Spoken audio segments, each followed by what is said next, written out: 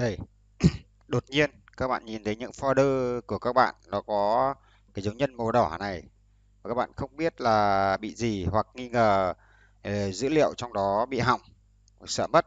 Các bạn yên tâm nhá, cái này không có gì hết, dữ liệu vẫn còn nguyên. Cái này nó chỉ cảnh báo rằng cái OneDrive ấy, nó tự update lên trên OneDrive. Nó chỉ cảnh báo những cái này là dữ liệu rất nhiều mà đang chờ mua, chưa thể up được lên, chờ bắt mình phải mua, phải mua lưu trữ, dung lượng lưu trữ. Đấy, bây giờ để tắt đi thì các bạn sẽ vừa làm như mình vừa nãy đấy, vào phần OneDrive bên dưới này này. Đấy, các bạn thoát nó đi.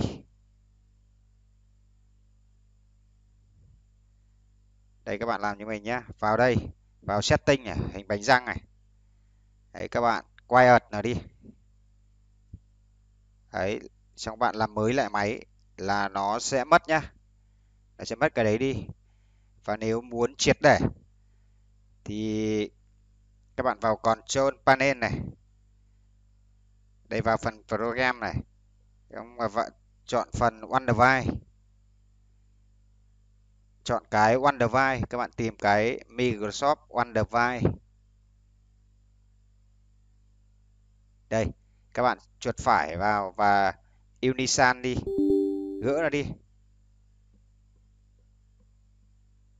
Đấy, như vậy là mình đã gỡ xong rồi đấy. Các bạn gì làm mới lại máy ấy, thì nó sẽ mất đi. Đấy, bây giờ nó sẽ không còn đỏ vậy nữa, chứ không phải là tài liệu bị mất đâu nha. Đấy, cái OneDrive đã mất do nó cảnh báo là không thể tự động sao lưu lên đó được thôi.